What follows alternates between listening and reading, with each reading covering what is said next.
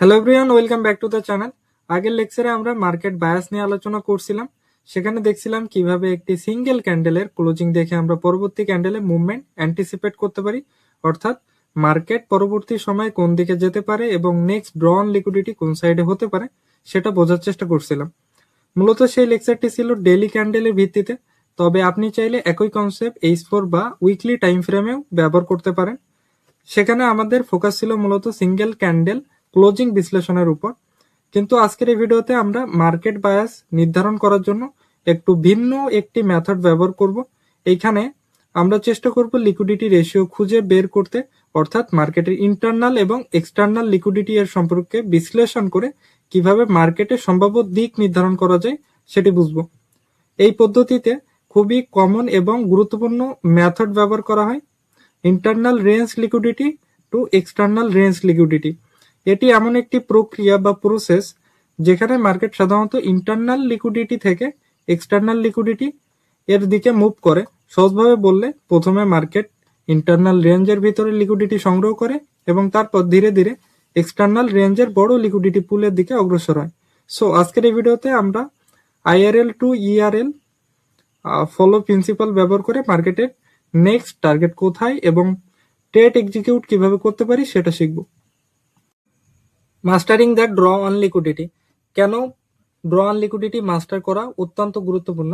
আপনারা হয়তো লক্ষ্য করেছেন আমরা ইতিমধ্যে 2টা লেকচারে ড্র অন লিকুইডিটি নিয়ে আলোচনা করেছি, কারণ ট্রেডিং এ এই কনসেপ্টটি বোঝা অত্যন্ত গুরুত্বপূর্ণ। একটা বিষয় সবসময় মনে রাখবেন, ড্র অন লিকুইডিটি সম্পর্কে পরিষ্কার আন্ডারস্ট্যান্ডিং থাকলে আপনি মূলত মার্কেট ওয়ার্কিং প্রিন্সিপাল বুঝতে পারবেন, অর্থাৎ মার্কেট কিভাবে কাজ করে, কেন একটি নির্দিষ্ট দিকে মুভ করে এবং কোথায় প্রাইস টার্গেট করতে পারে, এই বিষয়গুলো অনেক সহজেই বুঝতে পারবেন।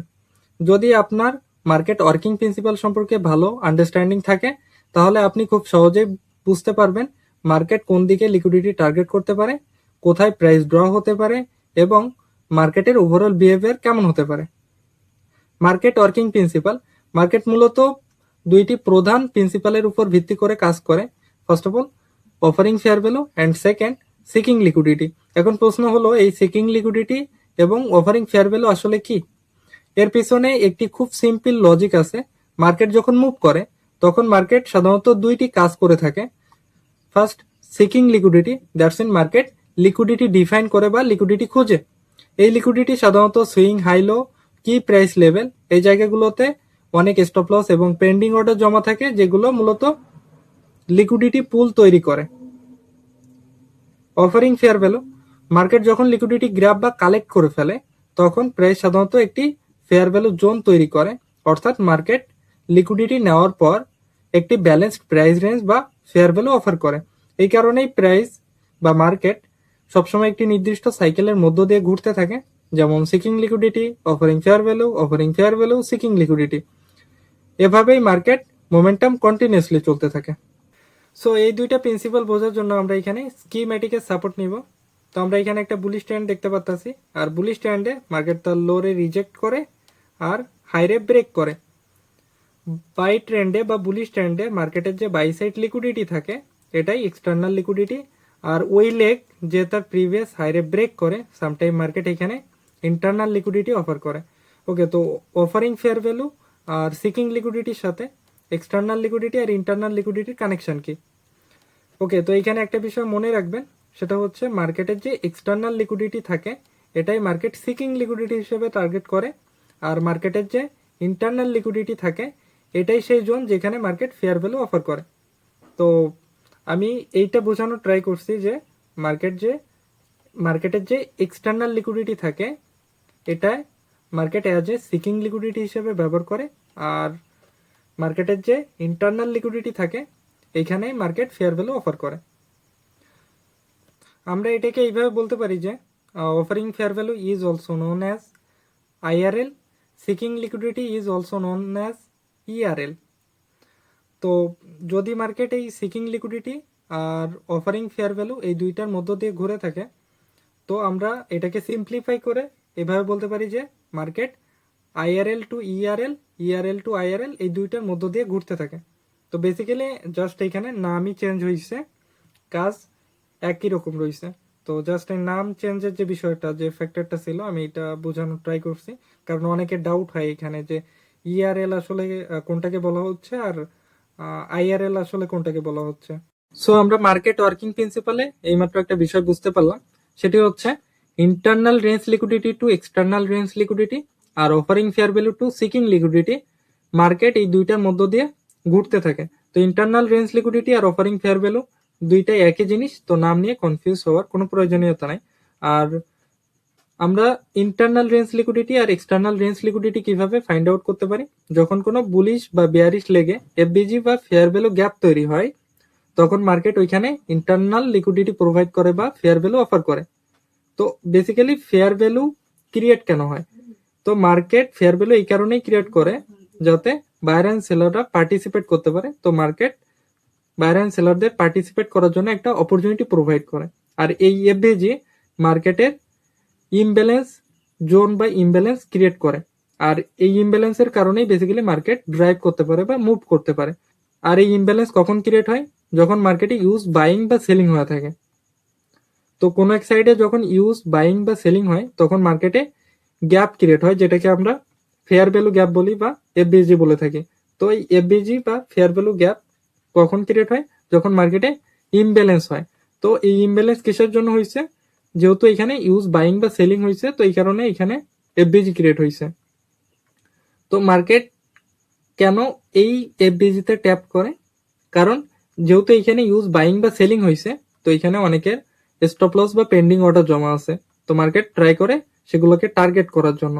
আর এই যে পেন্ডিং অর্ডার বা স্টপ লসের কথা বলতেছি, এটাই হচ্ছে আমাদের ইন্টারনাল লিকুইডিটি।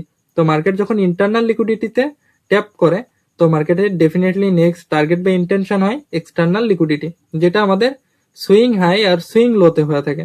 তো বেসিক্যালি মার্কেট এই দুইটার মধ্য দিয়ে কন্টিনিউসলি মুভ করতে থাকে। ফেয়ার ভ্যালু গ্যাপ অফার করে and again market fair value গ্যাপে ট্যাপ করার পরে external liquidity, that's mean swing high বা বাই সাইড ও সেল সাইড লিকুইডিটির দিকে মুভ করে। ওকে, তো আমরা এই দুইটা প্রিন্সিপালকে বোঝার জন্য ক্যান্ডেলস্টিক ফর্মে স্টাডি করব। তো আমরা এখানে একটা বুলিশ সিনারিও ড্রয়িং করছি, অ্যান্ড এই বুলিশ সিনারিওতে মার্কেট এখানে ফেয়ার ভ্যালু অফার করতেছে। এখানে আমাদের ইন্টারনাল লিকুইডিটি আছে। তো যদি মার্কেটে ইন্টারনাল লিকুইডিটিতে ট্যাপ করে, তো মার্কেটের নেক্সট টার্গেট বা ইন্টেনশন কোথায় থাকবে? সিকিং লিকুইডিটি বা এক্সটার্নাল রেঞ্জ লিকুইডিটির দিকে। তো বেসিক্যালি মার্কেট এইভাবে কন্টিনিউসলি মুভ করতে থাকে। মার্কেট একবার ফেয়ার ভ্যালু গ্যাপে ট্যাপ করে and again market seeking liquidity বা এক্সটার্নাল রেঞ্জ লিকুইডিটির দিকে মুভ করে। তো বেসিক্যালি মার্কেট এই দুইটা প্রিন্সিপাল বা কনসেপ্টের মধ্য দিয়ে মার্কেট কন্টিনিউসলি মুভ করে বা ঘুরতে থাকে। তো এখন আমরা এটার লাইভ এক্সাম্পল দেখবো লাইভ চার্টে, যেখানে আমরা এটা বোঝার ট্রাই করবো যে লাইভ চার্টে এটা আসলে কাজ কিভাবে করে, এন্ড দেন আমরা এটার উপরে ট্রেড এক্সিকিউট কিভাবে আসলে করতে পারবো ওটার উপরে কথা বলবো। ওকে, তো আমরা এখানে আইআরএল টু ইআরএল ব্যবহার করে কিভাবে মার্কেটে বায়াস ফাইন্ড করতে পারি, কিভাবে ট্রেড এক্সিকিউট করতে পারি সেটা দেখব। তো আইআরএল টু ইআরএল ফাইন্ড করতে হবে ফার্স্ট অফ অল। তো IRL to ERL find out করার জন্য আমরা হায়ার টাইম ফ্রেম ব্যবহার করব। আমি এখানে ডেইলি টাইম ফ্রেম ইউজ করতেছি। আপনি চাইলে এখানে মান্থলি বা উইকলি বা H4 টাইম ফ্রেম ব্যবহার করতে পারেন। তো আমরা এখানে একটা স্কিম্যাটিকের সাপোর্ট নিয়ে এখানে একটা সিনারিও ড্রয়িং করব, যেটার মাধ্যমে আমি এইটা বোঝানোর ট্রাই করব যে আপনি বায়াস কিভাবে ডিফাইন করবেন, পাশাপাশি টাইম ফ্রেম অ্যালাইনমেন্ট করে কিভাবে ট্রেড এক্সিকিউট করবেন। তো আমরা এখানে একটা সেল সাইডের স্ট্রং একটা এগ্রেসিভ একটা মুভ দেখতে পাচ্ছি, অ্যান্ড মার্কেট এখানে ফেয়ার ভ্যালু অফার করছে। তো এখানে আমাদের কি আছে? ইন্টারনাল লিকুইডিটি আছে। তো মার্কেট যদি ইন্টারনাল লিকুইডিটি বা ফেয়ার ভ্যালু গ্যাপে ট্যাপ করে, তো মার্কেটের নেক্সট ইন্টেনশন কোথায় হবে? এক্সটার্নাল রেঞ্জ লিকুইডিটিতে, দ্যাটস মিন এই লোয়েস্ট পয়েন্টে। যেহেতু এটা বেয়ারিশ মার্কেট, তো মার্কেটের নেক্সট ইন্টেনশন বা টার্গেট হবে এই লোয়েস্ট পয়েন্টে। তো এখানে আমরা কি বায়াসটা ডিফাইন করতে পারলাম যে মার্কেট নেক্সট কোথায় যাবে? এক্সটার্নাল রেঞ্জ লিকুইডিটিতে, দ্যাটস মিন সিকিং লিকুইডিটিতে। তো আই হোপ বায়াস কিভাবে ডিফাইন করবেন এটার আইডিয়া পাইছেন। তো আমরা এখন দেখবো যে এটার উপরে বেস করে আমরা ট্রেড এক্সিকিউট কিভাবে করতে পারি।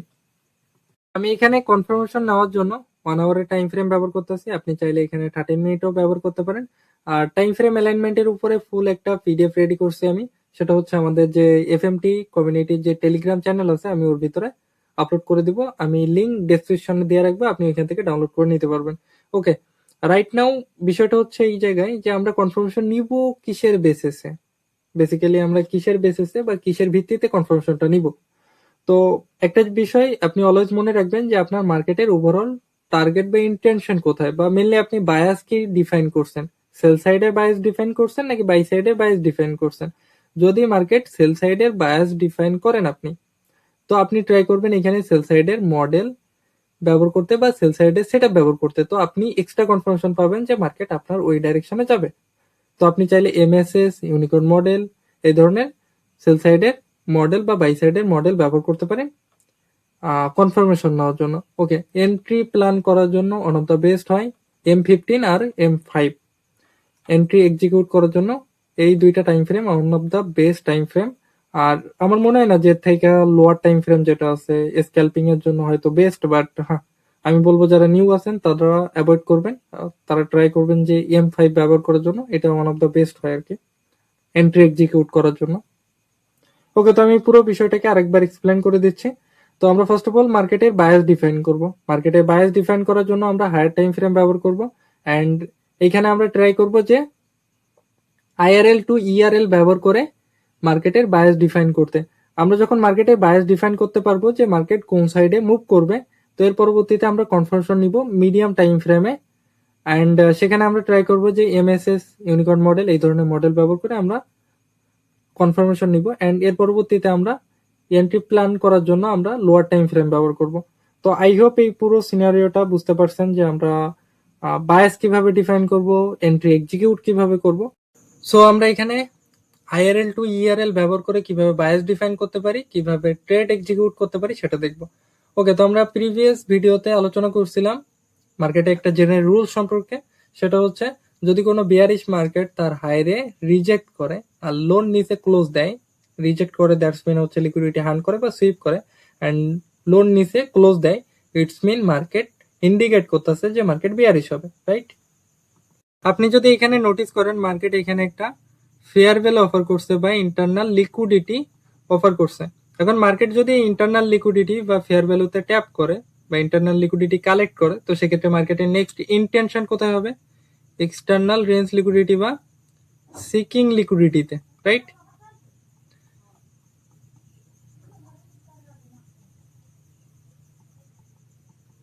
ওকে, তো আমি এখানে আরেকটা বিষয় অ্যাড করতে চাই, যারা হচ্ছে IRL টু ERL এর ভিতরে ডেলি বায়াসের কনসেপ্টটা ব্যবহার করতে চান, আমার মনে হয় যে আপনি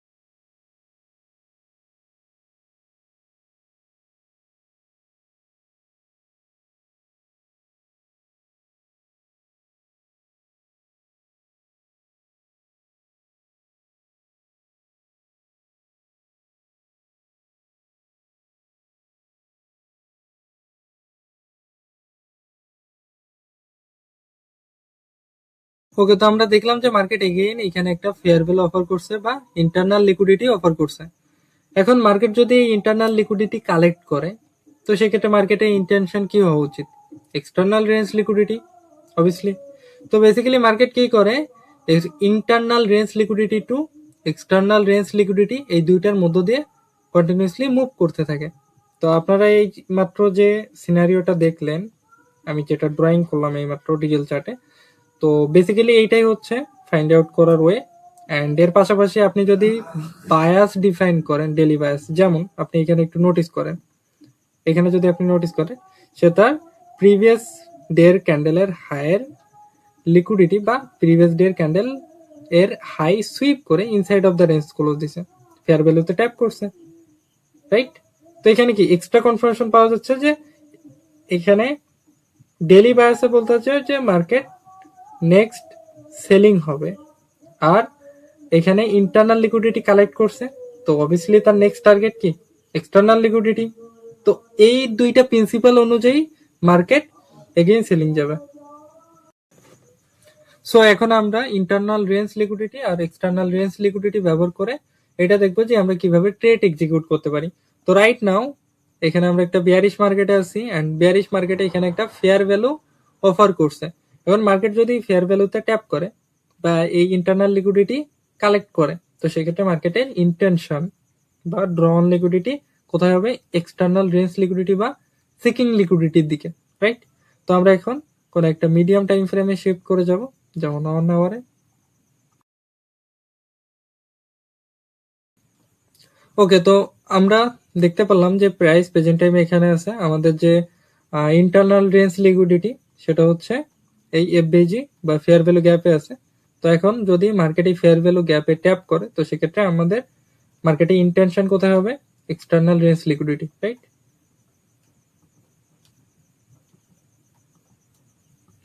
ওকে, তো আপনি যদি এখানে নোটিস করেন মার্কেট এখানে কি এমএসএস ক্রিয়েট করছে, মার্কেট এখানে এমএসএস বা মার্কেট এক্সটেক্সার শিফট ক্রিয়েট করছে। সে কি করছে, ইন্টারনাল রেঞ্জ লিকুইডিটি কালেক্ট করছে বা ফেয়ার ভ্যালু গ্যাপে ট্যাপ করছে, এন্ড এখানে এমএসএস ক্রিয়েট করছে, সেল সাইডের ইন্ডিকেশন দিছে। তো এখন ইন্ডিকেট করলেই তো হবে না, আমাদের কনফার্মেশন দরকার এন্ট্রি এক্সিকিউট করার জন্য, রাইট? তো আমরা এখানে দেখতে পেলাম যে মার্কেটে এখানে একটা ফেয়ার ভ্যালু অফার করছে, রাইট? এখন যদি মার্কেটে ফেয়ার ভ্যালুতে ট্যাপ করে, তো আমরা এখান থেকে এন্ট্রি এক্সিকিউট করব। ওকে, তো এখানে সে ফেয়ার ভ্যালুতে ট্যাপ করছে এন্ড ফেয়ার ভ্যালুর নিচে ক্লোজিং দিছে, আমরা এখান থেকে এন্ট্রিটা এক্সিকিউট করব।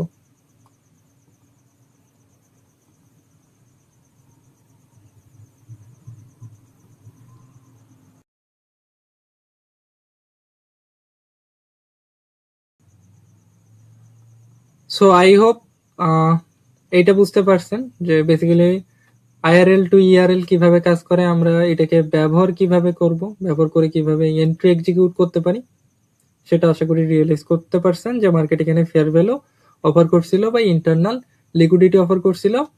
এখানে মার্কেট যে ট্যাপ করছে, আমাদের এখানে এমএসএস কনফার্মেশন প্রোভাইড করছে যে মার্কেট সেল সাইডের জন্য শিফট হবে।